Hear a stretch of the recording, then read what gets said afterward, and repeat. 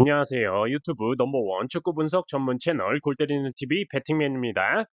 약 4억 9천만 원이 이월된 축구토토 승무패 42회차 제가 선택한 최종 픽 말씀을 드려보는 시간 가져보도록 하겠습니다. 아무래도 또 2월 회차인 만큼 많은 분들이 구매를 하실 텐데 J리그와 K리그 조합은 언제나 골 때리는 결과를 초래할 수 있기 때문에 자신만의 이변 경기들 꼭 잡아가시길 바라겠고, 항상 그렇듯이 최종픽 영상 화면에 빨간색으로 써 있는 경기들의 경우는 멤버십 분들 전용 영상에서만 공유를 드리니까 중간에 편하게 광고 없이 제가 선택한 14경기 모든 픽을 보고 싶으신 분들은 한 달에 4,990원 굉장히 저렴한 금액으로 골 때리는 TV 멤버십 가족 등급이 되실 수 있으니까 가입하셔서 편하게 시청하시는 걸 추천드립니다. 축구토토 승무패 42회차 최종픽 영상 시작 전에 좋아요 한 번씩 눌러주시는 거 잊지 마시고, 아직 구독 안 누르고 보시는 분들 구독 꼭 눌러주시고 좋아요 함께 눌러주시면 감사하겠습니다. 누르셨으면 시작해 보도록 하겠습니다. 자, 1번 경기 가시마 대 삿포로. 자, 이 경기는 기본적으로 축구 토토 승무패 분석을 하시는 분들이라면 이 경기를 투픽으로 간다거나 이변을 픽을 하시는 분은 아무도 없지 않을까 생각이 드는 경기로, 그만큼 너무나도 가시마 승에 몰릴 수밖에 없는 토사장의 보너스 경기이지 않을까 싶습니다. 삿포로는 자랑스럽게도 이번 시즌 J리그 최다 실점 1위, 원정 기록만 봐도 최다 실점 1위, 또한 주축 자원인 아라노 타쿠마, 아사노 유야, 아오키 료타, 사라차트 선수가 부상으로 지속적으로 출전을 하지 못하고 있다는 점에서 이번 가시마 원정 희망이 없다라고 보여집니다.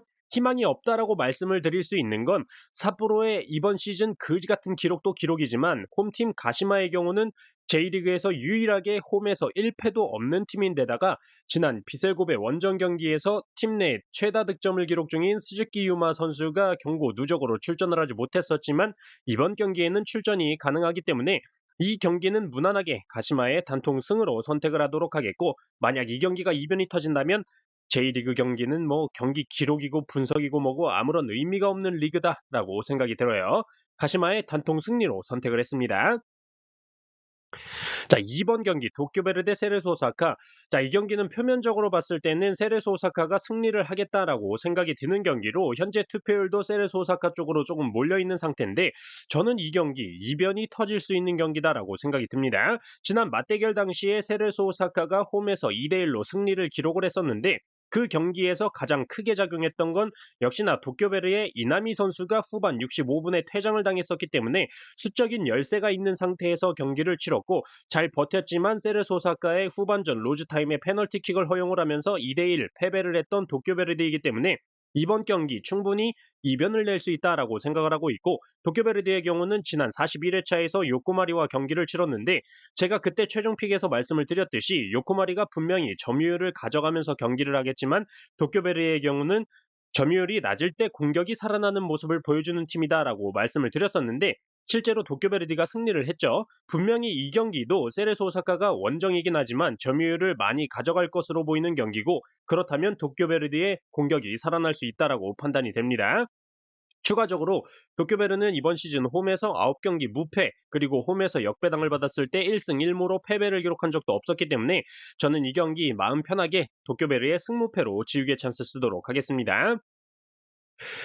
자, 3번 경기 마치다 대 나고야. 자, 마치다가 지난 나고야 원정에서 이미 0대1로 승리를 기록을 했었고, 최근 4경기에서 나고야가 득점이 너무나도 안 터지고 있는 상황이고, 공격 자원인 캐스퍼 준커 선수도 햄스트링 부상으로 지속적으로 경기에 뛰지 못하고 있기 때문에 이 경기는 마치다의 승무 투픽이면 무난하게 패스할 수 있는 경기다라고 생각을 하고 있습니다.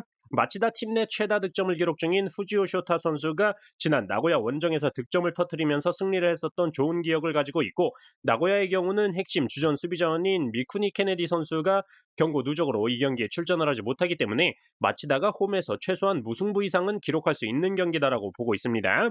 마치다의 승과 무승부를 함께 가져가는 이유는 이번 시즌 나고야가 J리그에서 유일하게 원정 경기 무승부를 한 번도 기록하지 않으면서 5승 5패를 기록 중인데, 이제는 한번 무승부가 나올 때가 됐다라고 생각이 들고, 나고야가 원정에서 3경기 연패, 그리고 현재 이번 시즌 최다 연패인 3연패를 기록 중이기 때문에 연패를 끊는다면 마치다를 상대로 경기력적으로는 무승부가 가장 적합한 이변이다라고 판단이 들어서 저는 이 경기 마치다의 승무 투픽으로 선택을 했습니다. 자, 4번 경기 우라와 대 쇼난. 자, 일단 쇼난이 J리그에서 뒤통수 전문으로 40회 차에서 가와사키와 무승부를 기록하면서 투표율 18%의 결과가 나왔었고, 41회 차에서는 쇼난이 교토상가에 패배를 하면서 투표율 17%의 결과가 나왔죠. 자, 그렇다면 3회 연속으로 쇼난이 뒤통수를 치면서 우라와 승 말고 다른 결과가 나올 것이냐? 저는 그렇게 생각하지 않습니다. 일단 지난 맞대결에서 우라와가 이번 시즌 원정 성적이 굉장히 좋지 못한데도 쇼난과 4대4 무승부를 기록을 했었고, 이번 시즌 홈발을 확실히 받고 있는 우라와이기 때문에 홈에서 쇼난과 경기를 한다면 충분히 승리할 수 있을 것이다 생각을 하고 있습니다.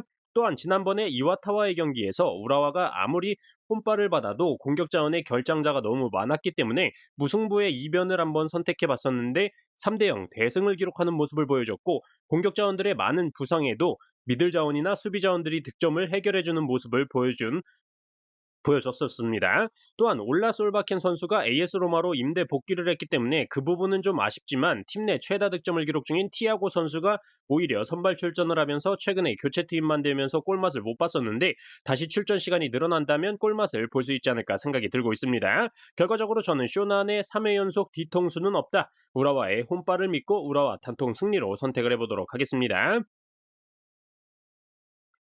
자, 9번 경기 제주 대 FC 서울.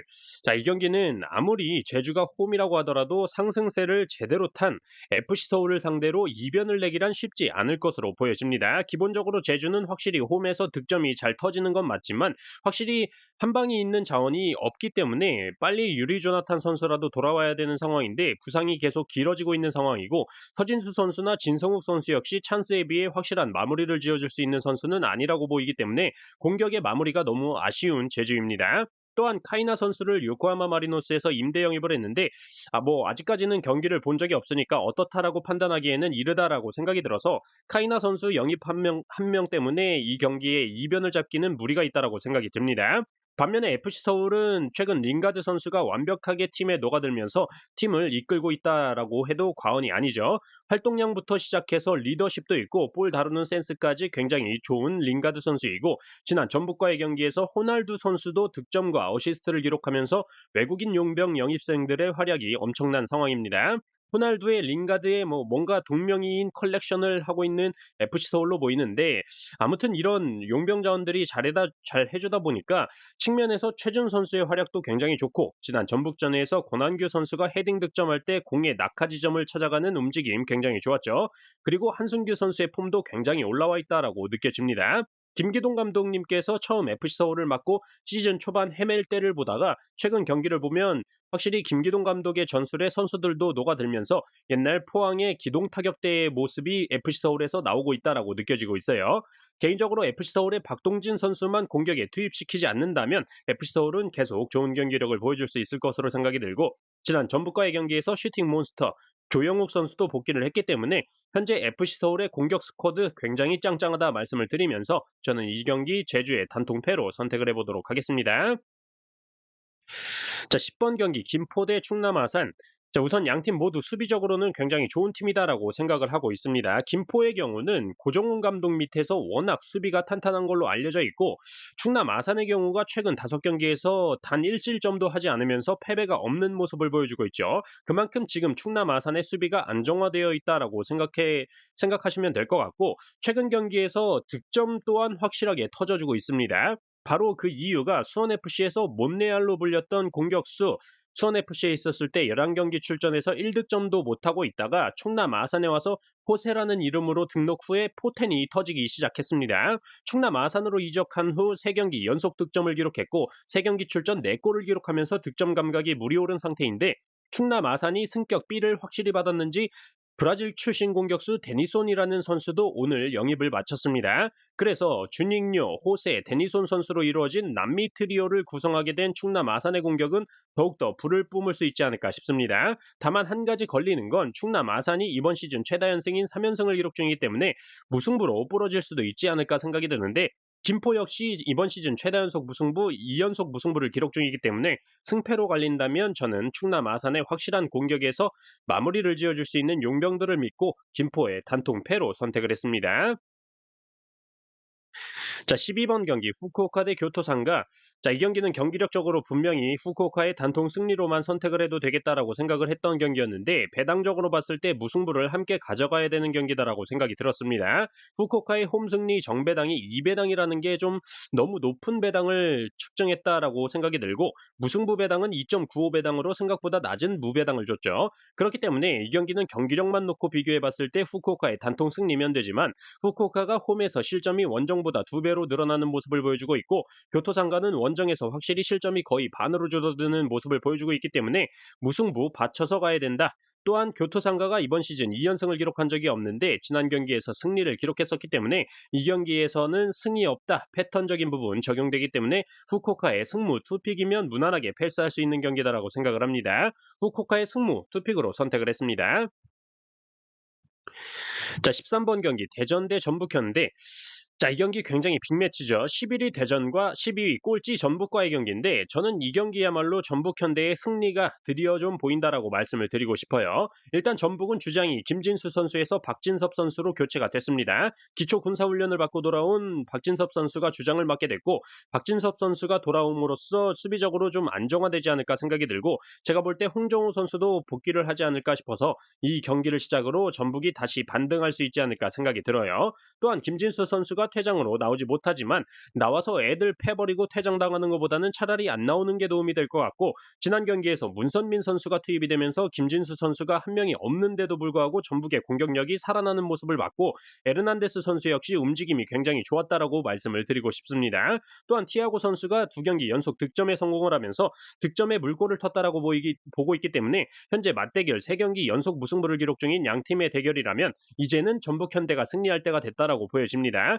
홈팀 대전의 경우는 일단 이창근 골키퍼가 출전을 하지 못하기 때문에 선방 능력에서 이준서 선수는 확실히 안정감이 떨어진다라고 생각이 들고 김문환 선수는 영입한 지가 언젠데 아직 한 경기도 못 뛰고 있는 상황에 천성훈, 박정인, 마사의 영입으로는 공격에서 그렇게 큰 영향력을 못 미친다라고 말씀을 드렸었죠. 그리고 오늘 또 영입을 했는데 부산에서 최건주 선수를 영입을 했는데 저는 솔직히 최건주 선수한테는 죄송하지만 황선홍 감독이 미치지 않고서야 왜 이런 영입을 했는지 모르겠습니다. 제가 이 선수를 기억하고 있는 게 K리그2 경기들이 몇 번 승무패에 들어왔었기 때문에 K리그2 경기들을 보다가 부산의 최건주 선수를 봤는데 와 진짜 빠르다. 야, 저 선수 진짜 빠른데?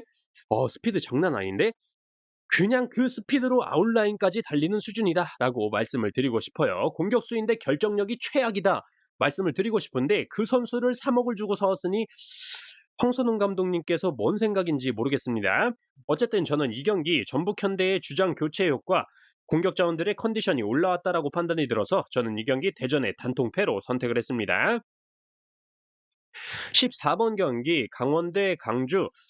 이번 시즌 강원이 굉장히 센세이션한 경기력을 보여주면서 리그 4위를 기록 중인데 이제 좀 힘이 빠지고 있다라고 말씀을 드리고 싶습니다. 그중 가장 크다라고 말씀을 드리고 싶은 건 역시나 공격수 야고 선수가 빠지면서 최전방에서 버텨주면서 공간으로 패스를 찔러주거나 확실한 마무리 능력을 보여줄 수 있는 선수가 빠졌기 때문에 공격에서의 무게감은 확실히 떨어질 것으로 보여지죠.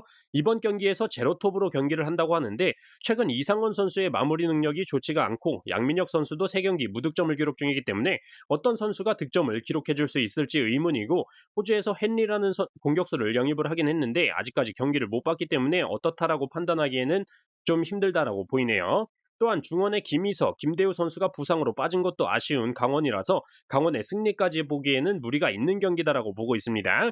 반대로 광주의 경우는 활동량이 굉장히 좋은 최경록 선수가 경고 누적으로 이 경기에 출전을 하지 못하고 엄지성 선수는 스완지 시티로 이적이 확정됐기 때문에 출전을 하지 못하죠. 그나마 이희균 선수가 부상에서 복귀하면서 돌아왔기 때문에 최경록 선수의 공백은 충분히 메꿔줄 수 있을 것으로 생각이 드는데 이 경기가 광주에서 강원까지 가는 원정 경기이기 때문에 가뜩이나 원정에서 득점이 안 터지는 광주가 승리까지 하기에는 무리가 있다라고 보여집니다.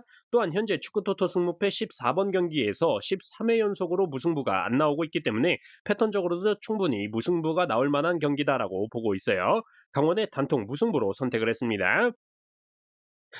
자, 이렇게 축구토토 승무패 42회차 제가 선택한 최종픽 모두 말씀을 드려봤습니다. 참고하셔서 좋은 결과 있으셨으면 좋겠습니다. 이상입니다.